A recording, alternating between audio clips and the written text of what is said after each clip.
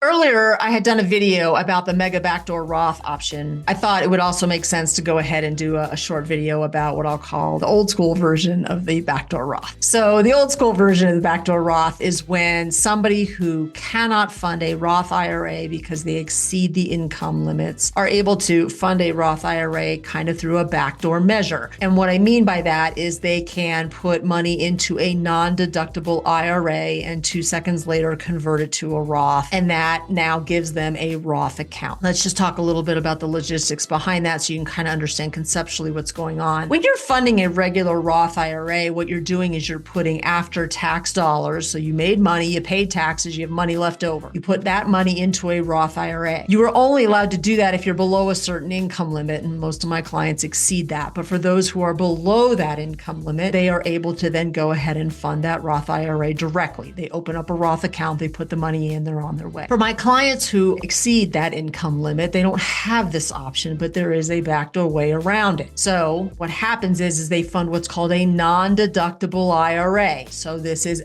again, made money, paid taxes, cash left over. You put that money into a non-deductible IRA. You get no tax benefit for it. That's the same also true with the Roth contribution. You're not getting any tax benefit on it in the year that you fund it. You're getting all of that later. And that's what's happening with the backdoor IRA as well, is that non-deductible IRA, so you're putting in after tax dollars. It's now in a IRA environment. 2 seconds later, it's usually a paperwork exercise. You flip that into a Roth IRA. And the reason you want to do that so quickly is because you don't want any growth on that account. Because when you flip it into a Roth, you'd have to pay taxes on that growth. So that becomes a problem. So you flip it immediately into a Roth IRA, and now you have the money in a Roth environment. It will grow tax deferred. And then when you pull it out later, you will get it income tax free if you pull it out after 59 and a half.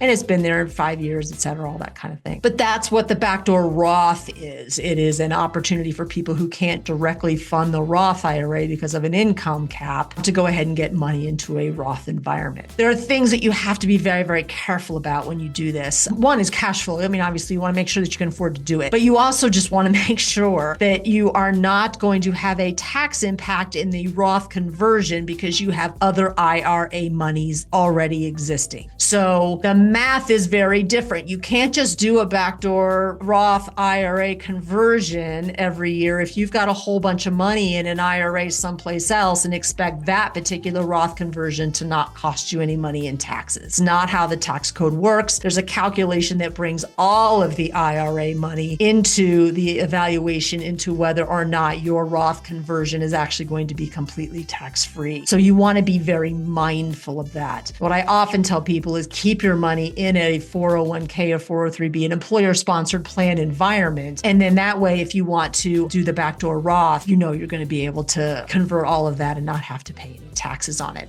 So super important that you talk to your tax person about this and understand the tax implications. And of course, super important to talk to your financial planner about, again, is this the highest and best use of your money? Should this be the thing that you're doing to be saving for the financial goals that you have? If you have any questions, you're welcome to reach out. I'm Jessica Lanning. Lanning Does Planning.